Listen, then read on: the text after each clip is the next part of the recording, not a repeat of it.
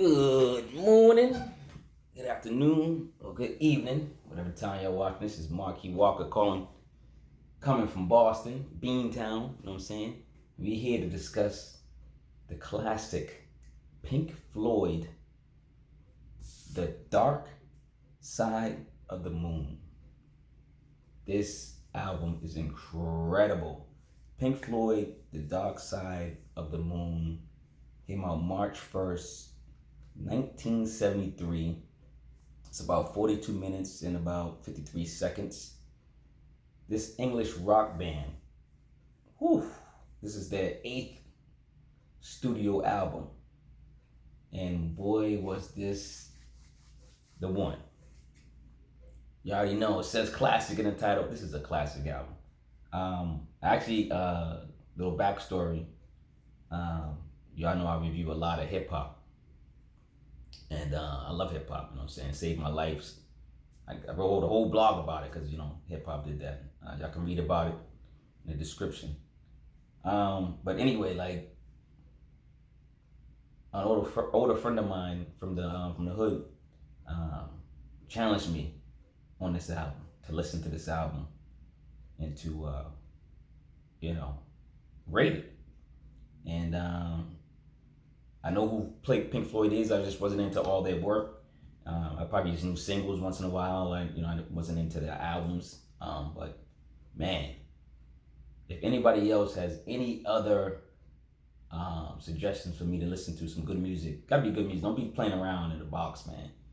You know what I mean? So, yo, give me some suggestions.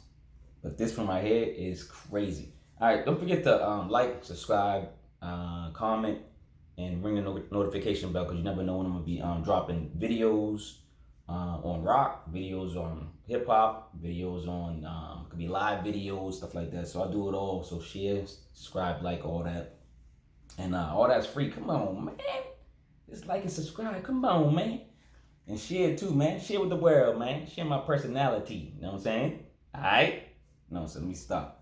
But yo, let's get into this album. So basically, it was primarily developed during like live performances. So them actually doing live performances prior to the album coming out, they would just record those events, and those events made the album. So basically, this pretty much most of this album, and you can kind of tell it seems like a whole live set. Like the album sounds like a set. And that's why I keep calling the album, because somebody put something together and they thought it was an album, but this is an album. This flows. This complements. Every song complements each other. It's like they were doing a concert for us on this album. It's unbelievable. The record was conceived as an album that focused on the pressures faced by the band during their earliest lifestyle. Is that earliest lifestyle? And dealing with the apparent mental health problems suffered by former band member Syd Barrett, who left the group in 1968. So just a little background on Pink Floyd, the album itself. Let's start off with track number 1, which was "Speak to Me," produced by Pink Floyd. Now, you first put it on, you're like, what's going on?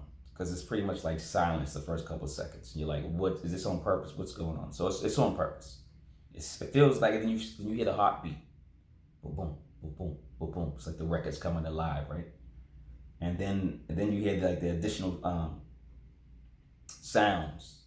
And then it continues to like the next song. So it's just a short little intro, but it was necessary. The quietness, the heartbeat. I mean, was this the album being born? What is that heartbeat? And then it develops into music. Like, it was dope. Number 2, "Breathe," "In the Air." Beautiful transition from the first record. And it just with the music itself and the smooth melody.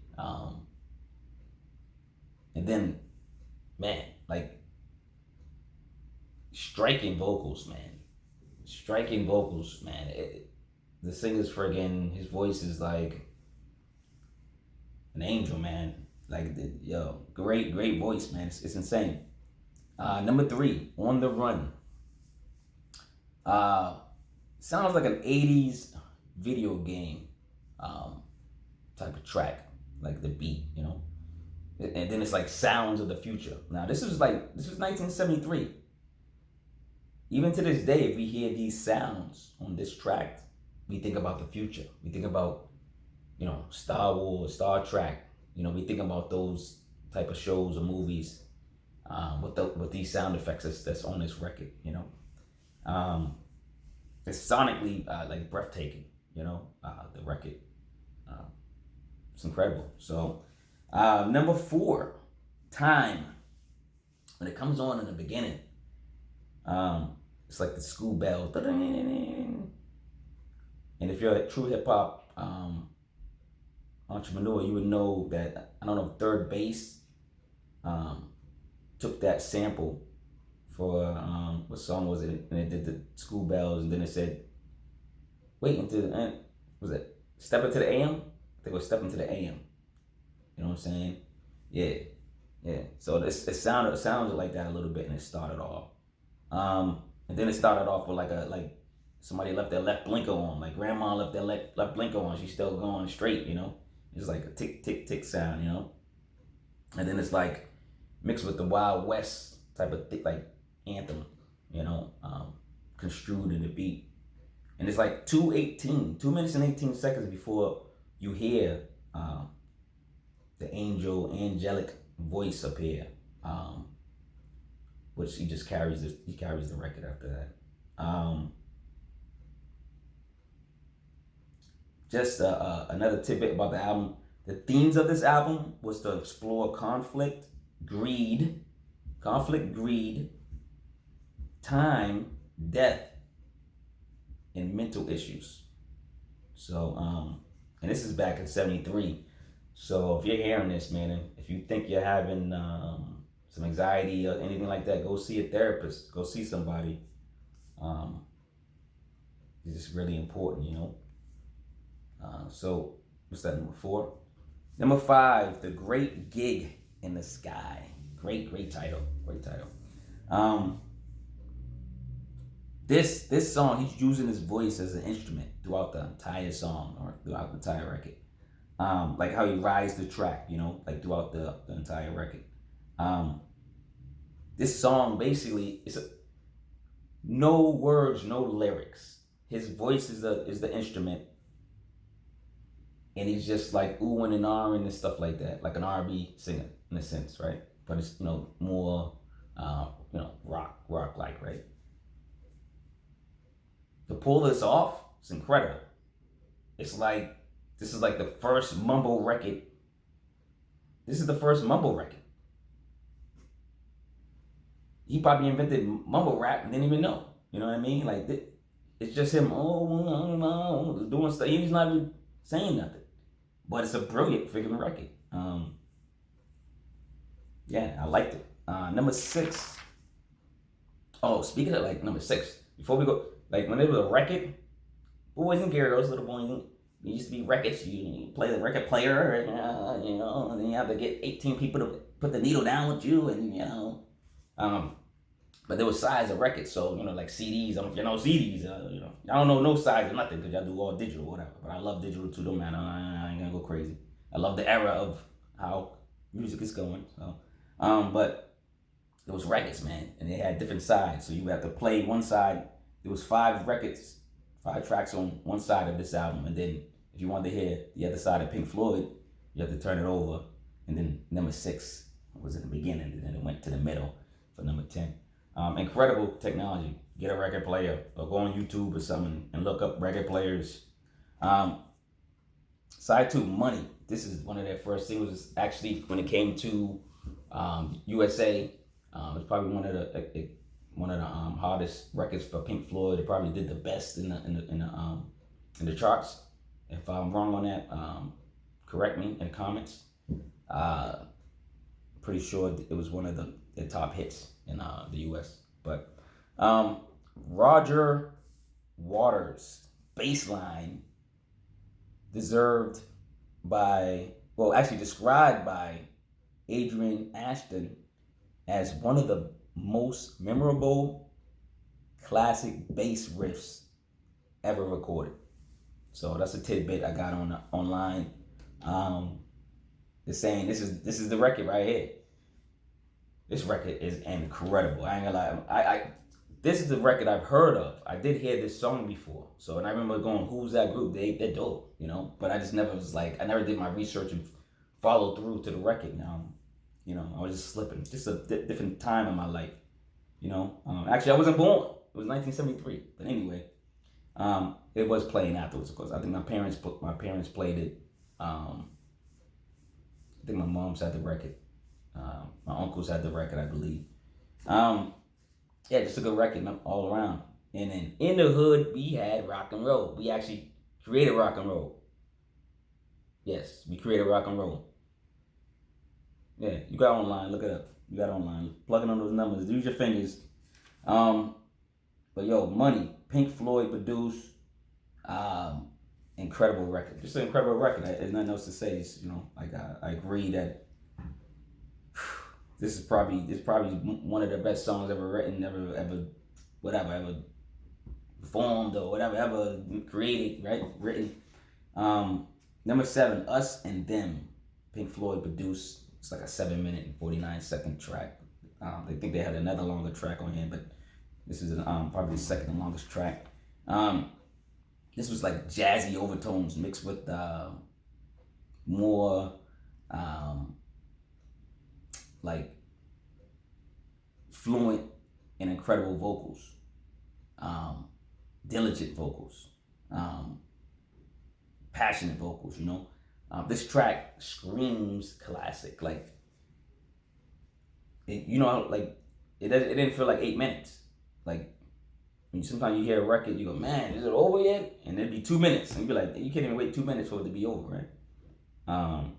This is like an 8-minute track. And this is like back in the day when songs were long, though, you know what I mean? But we had more patience to listen to songs and to give groups time, you know, or people in general time. Love over hate, guys. Go out there and hug a stranger, or not hug a stranger, it's COVID, I'm sorry. But at least talk to somebody new out your own, out your discomfort range. If you never talk to a black person, go talk to a black person. If you never talk to a white person, go talk to a white person. You know, not just somebody at your job, but kind of, you know, really talk to somebody and get to know their culture and their ideas and stuff like that. You gotta do it, man. Gotta do it. Do it for the culture. Do it for society. Do it for humanity. You know. So number 7, yeah, another awesome track. So number 8, Any Color You Like. Woo, another joint. This is my joint too. Oh my god. This sounds like the album cover itself. It sounds like the spectrum on the album cover. It just sounds like it's like you could stare at the album cover on this one and go like and say and then create this song. Like it's like that's what they did. I don't know. That's what it feels like. It feels like the album cover. Let me know what you feel about when you hear this song. This record's powerful for me.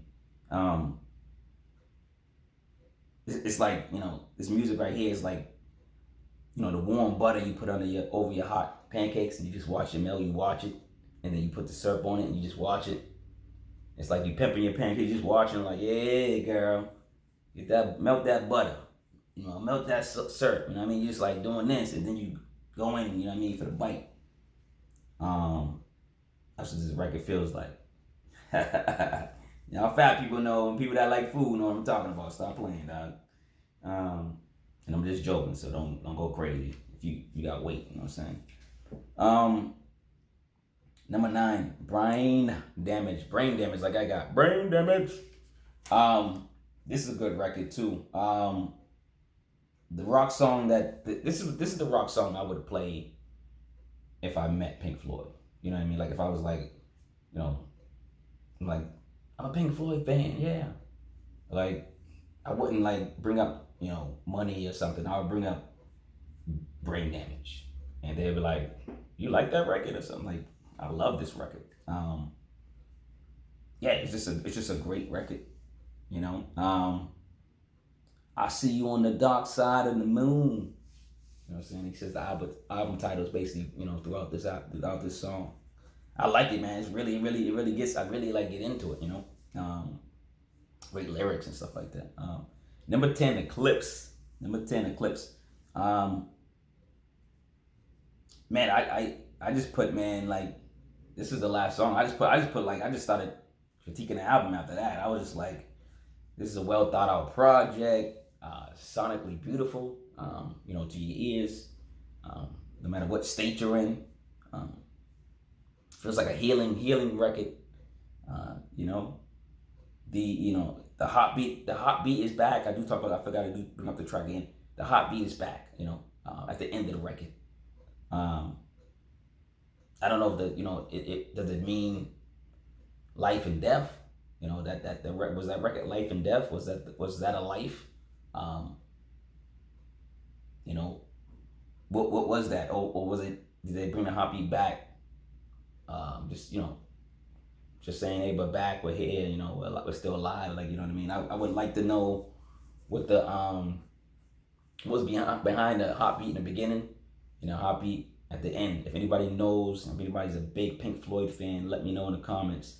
Yeah, I really appreciate that. That's driving me crazy. Yeah. So what else? What else I wanted to say? Oh, good. So speaking of the cover, when I was talking about the cover on one of these songs, the album cover, it depicts a prism, right? It's a prism spectrum, designed by Storm Thorgerson. I'm gonna say Thurgerson. I know Thurgerson. Storm Thurgerson, keyboardist. Now, keyboardist Rich writes requests for simple and bold. He just wanted something simple and bold. That's what he told the artist.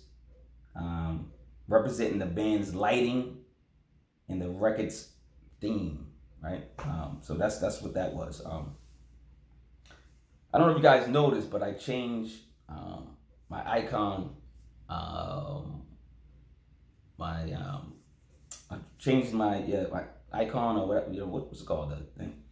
I am now the passive podcast. So basically, I'm still gonna be doing, you know, rock reviews, just good music reviews. Period. Hip hop. It'll probably be more hip hop. I'm not gonna lie.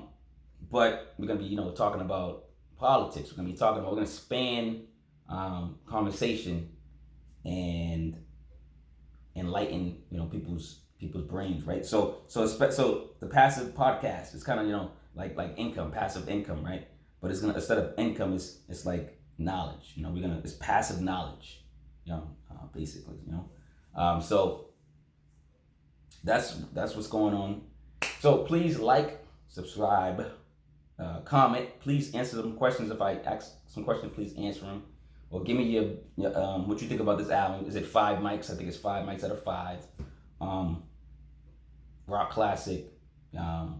Love this record. And thanks, Ernest, my boy Ernest from the block, for recommending this album. You got great taste in music. Now I can now I believe you. thought you had better taste in music than me, huh, brother? Nah, that's my boy Ernest, man, from the block, man, back in the day. But yeah, man, great recommendation. Send y'all recommendations. Don't send nothing crazy. Send some classic albums I probably never heard of, and then I can, you know, I think about reviewing them. Hopefully, I will, and have the time for them. So, thank you, man. Like, subscribe. Come on, man, and buy some merch if you can. This is my daughter's shirt. My daughter's new shirt. Chocolate Lit. Black Pride. Sincerely Yours. Try to support her clothing line or mine too in the description. One love. Baby. Beam Town.